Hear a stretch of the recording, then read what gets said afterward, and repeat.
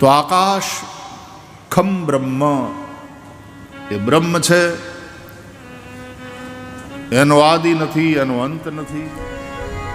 હરિ અનંત હરિ કથા અનંતા, કહી સુનહી બહુ વિધિ સબ સંતા. ભગવાન અનંત છે, ભગવાન અનાદિ છે. આપણા બધાનો આદિ એ ભગવાન. એટલા માટે આપણે એને જગત પિતા કહીએ છીએ. જ્ઞાનીઓ એને જગત કારણ કહે છે. પણ એનો કોઈ આદિ નથી. એ પરમાત્માનો આરંભ ક્યાંથી, કોનાથી?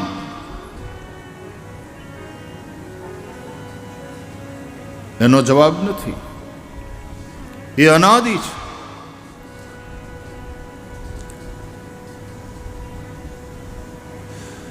जिस प्रकार आसमान है तो उसमें पूर्व दिशा का कहां से प्रारंभ हो रहा है और पश्चिम का कहां अंत हो रहा है, कोई कह सकता है? જેમ જેમ તમે પૂર્વ તરફ જાઓ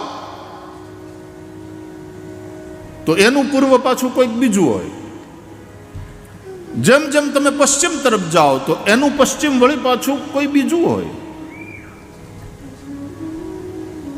તો પૂર્વ પશ્ચિમ ઉત્તર દક્ષિણ આવી દિશાઓ આપણે નક્કી કરી છે, પણ પૂર્વનો પ્રારંભ ક્યાં અને પશ્ચિમનો અંત ક્યાં એ કોઈ કહી શકશે?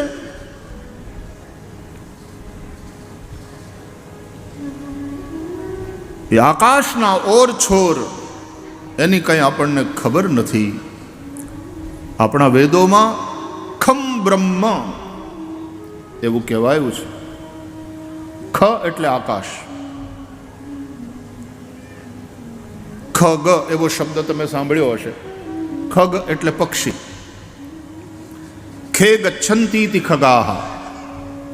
ખ એટલે આકાશ, એમાં ગચ્છન્તી જાય, ઉડે, આકાશમાં ઉડે, માટે એને કહેવાય ખગ.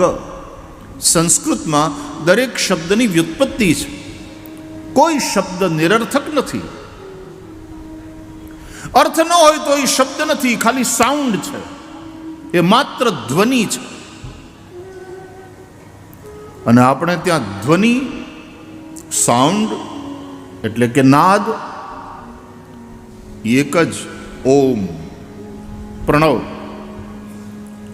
ઓમકાર બિંદુ સંયુક્તમ નિત્યમ ધ્યાયંતિ યોગિનઃ કામદમ મોક્ષદમ ચૈવ ઓમકારાય નમો નમઃ. તસ્ય વાચક પ્રણવઃ. અને એ નાદ, એ પ્રણવનો નાદ એટલે કે ઓમકારનો નાદ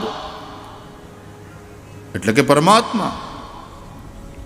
એટલા માટે આપણે ત્યાં હિન્દુ ધર્મ હોય, જૈન હોય, બૌદ્ધ હોય, શીખ હોય, ભારતની ધરતીમાંથી પ્રગટ થયેલા આ બધા જ ધર્મો ઓમકારને માને છે. જૈનિઝમમાં પણ ઓમકારનું મહત્વ છે. ઓમ નમો સિદ્ધાણમ, ઓમ નમો આયર્યાણમ. બુદ્ધિઝમમાં પણ ઓમકારનું મહત્વ છે. ઓમ મણિપદ્મે હુમ એવો મંત્ર. શીખ ધર્મમાં પણ ઓમકારનું મહત્વ છે. એક ઓંકાર સતનામ. અને આપણા હિન્દુ ધર્મમાં પણ, કારણ કે મૂળ સનાતન છે. સનાતન સૌનું મૂળ છે. અહીંયા ઓમકારનું મહત્વ છે. ઉપનિષદોમાં ઓમકારના વિશે વિસ્તારથી જાણવા મળે છે.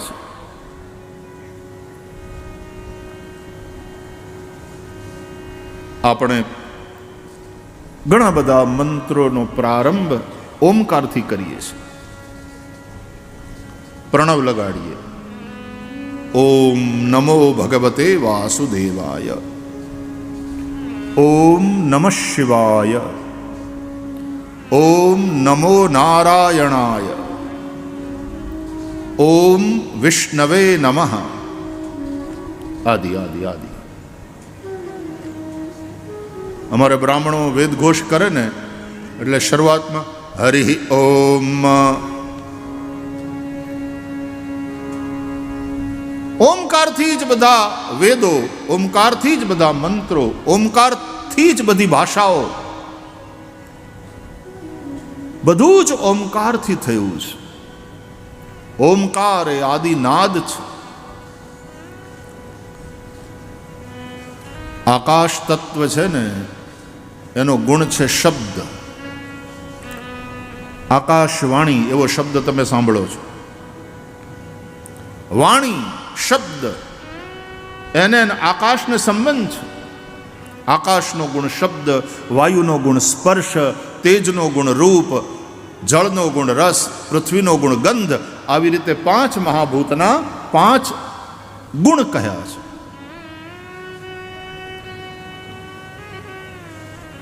શબ્દને પણ બ્રહ્મ કહે છે. તો આકાશ ખમ બ્રહ્મ એ બ્રહ્મ છે. એનો આદિ નથી, એનો અંત નથી. જે કંઈ થાય છે બધું આકાશમાં થાય છે. પણ આકાશનો આરંભ ક્યાંથી, આકાશનો અંત ક્યાં, કોઈ ન કહી શકે.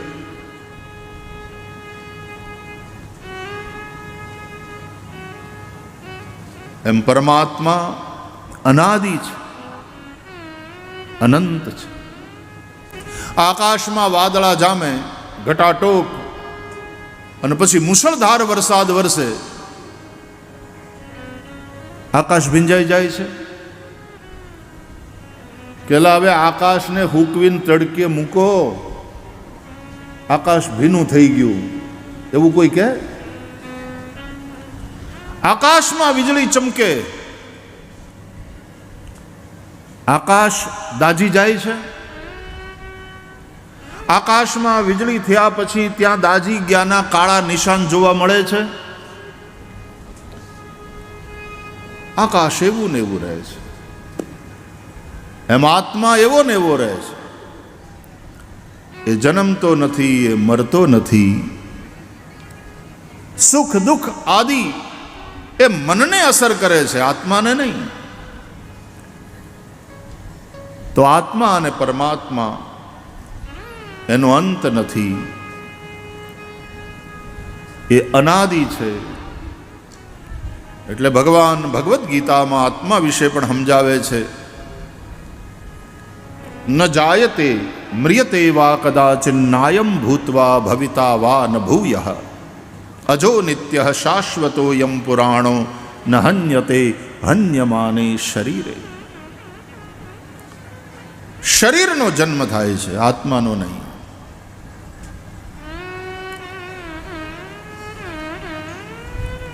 આ લાઈટ છે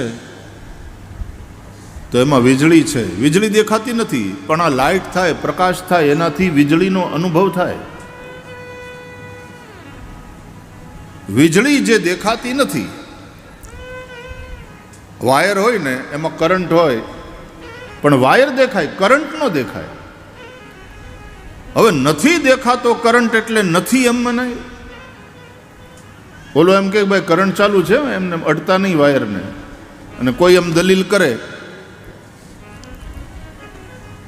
કે મને વાયર દેખાય છે, કરંટ દેખાતો નથી, હું કેમ માનું કે કરંટ ચાલુ છે? તો લોકો અડી જો.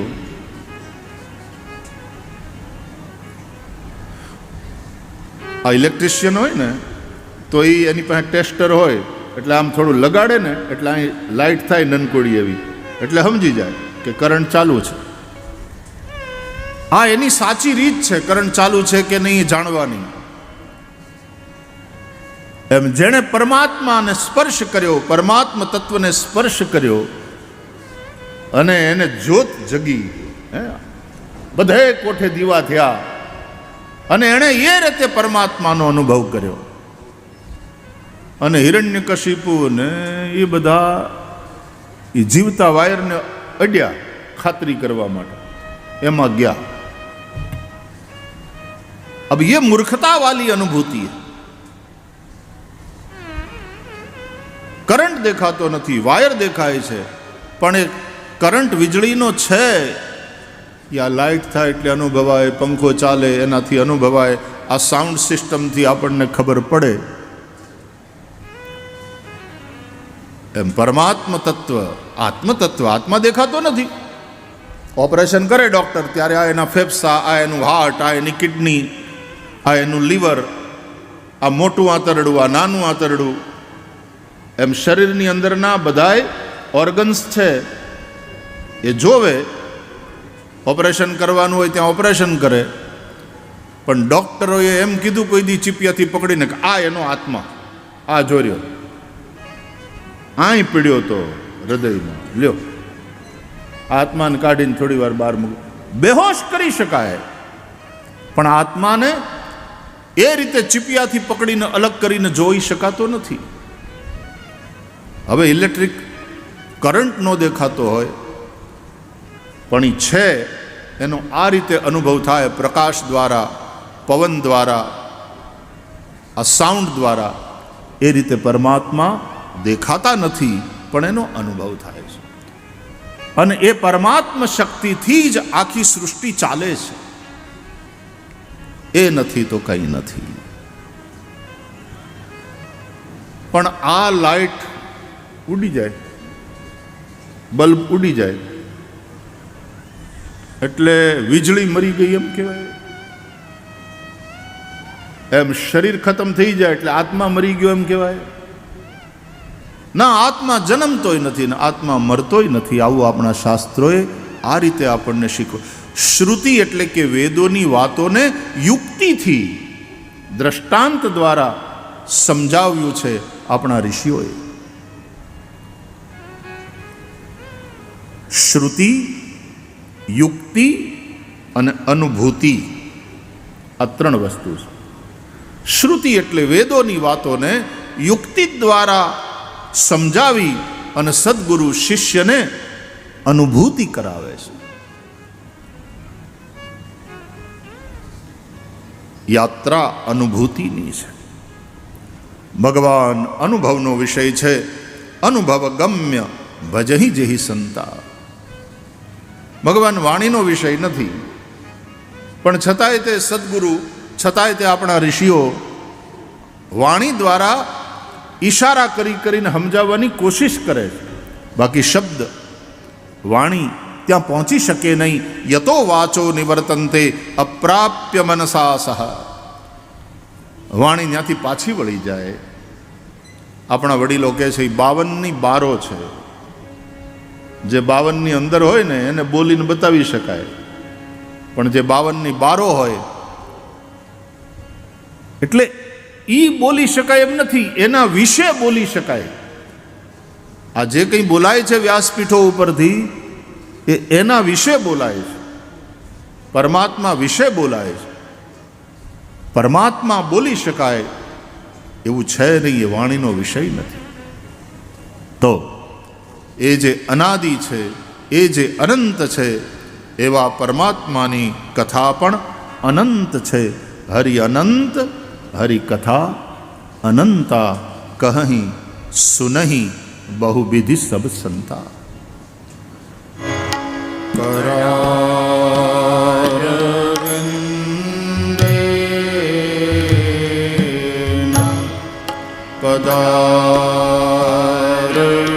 પદારવિંદમ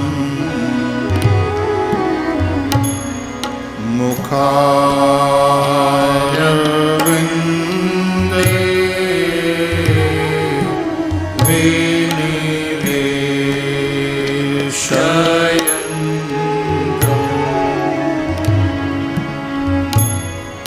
વટસ્ય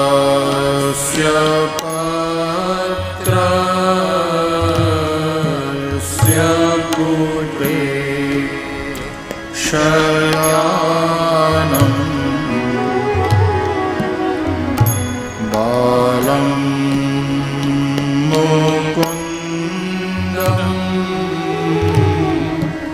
મનસા સ્મરામિ.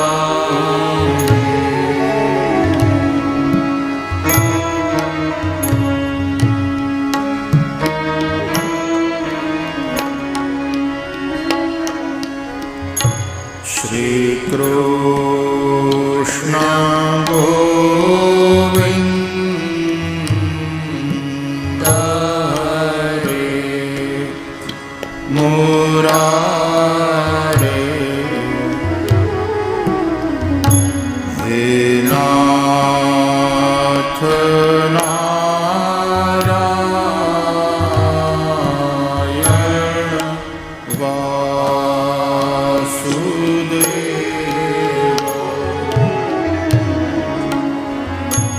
જેહવે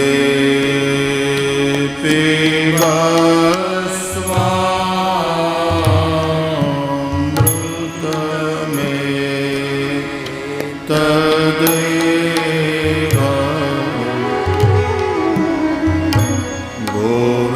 ગોવિંદ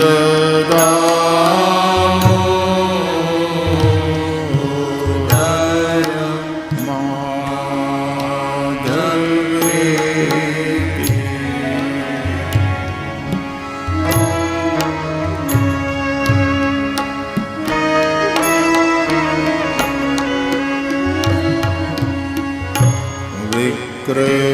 વિક્રેતુ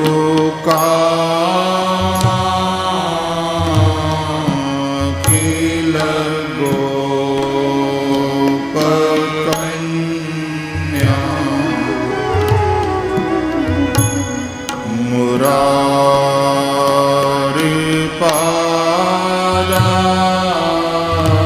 મુરારિપાદાર્પિત ચિત્ત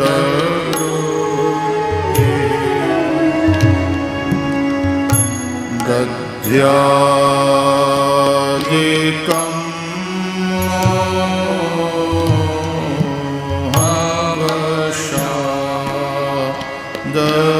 હવશાદગોચર ગોવિંદ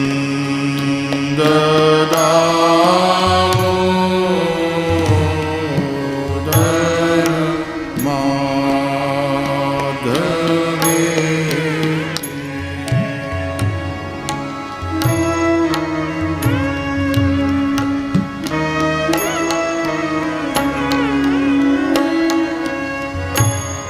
ગૃહે ગૃહે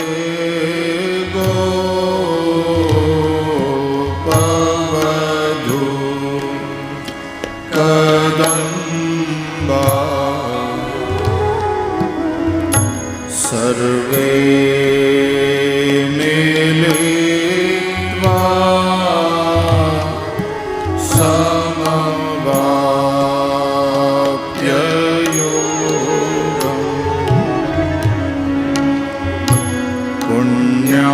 પુણ્યાનિ નામાનિ પઠન્તિ નિત્યં ગોવિંદ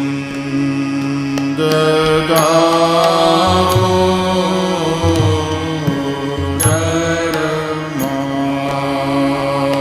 માધવેતિ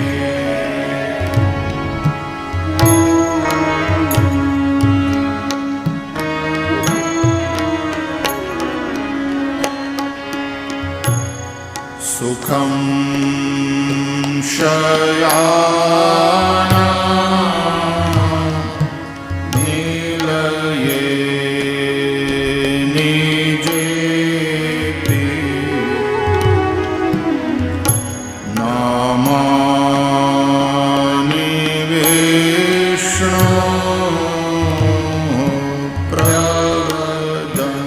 પ્રવદન્તિ મર્ત્યા તે નિશ્ચિતં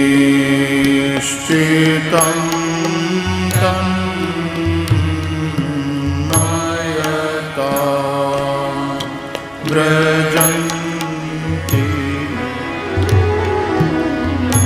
ગોવિંદ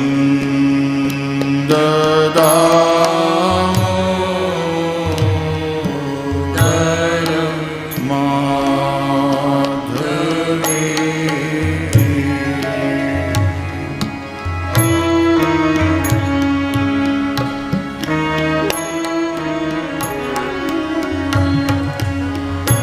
जिह्वे सदैवं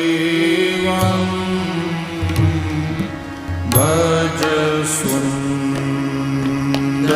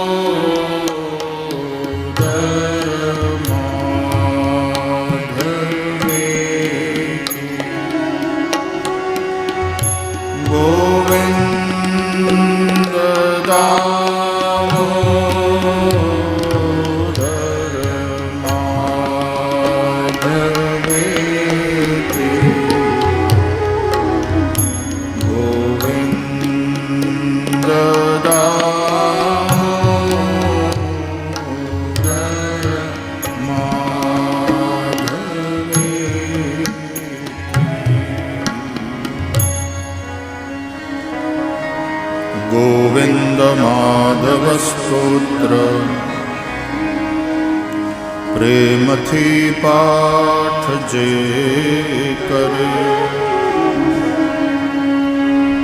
દામોદર દયા દામે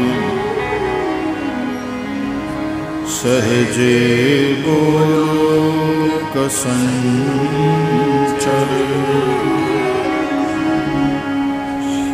શ્રી વૃંદાવન વિહારી લાલ કી જય.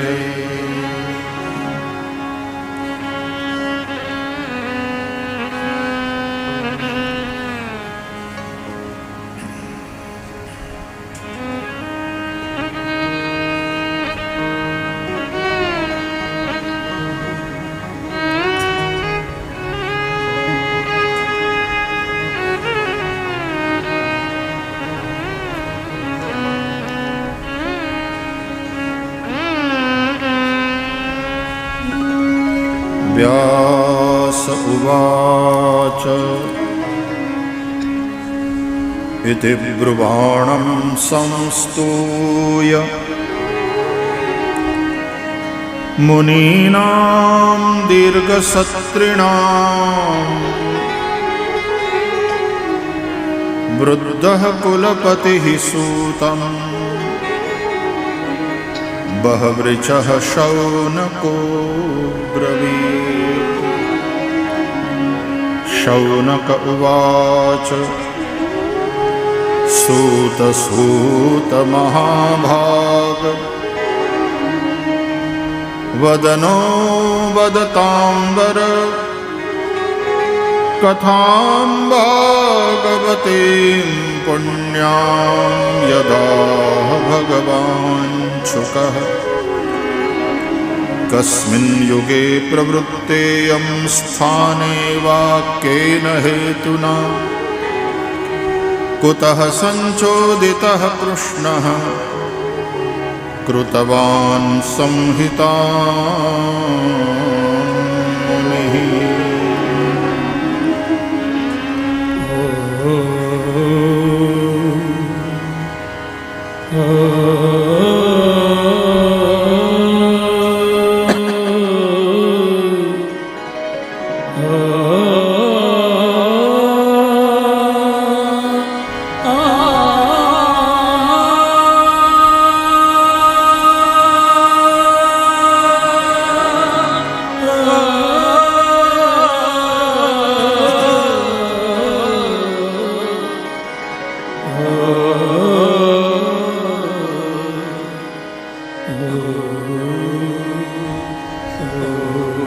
बोलिए श्री सुखदेव जी महाराज की जय।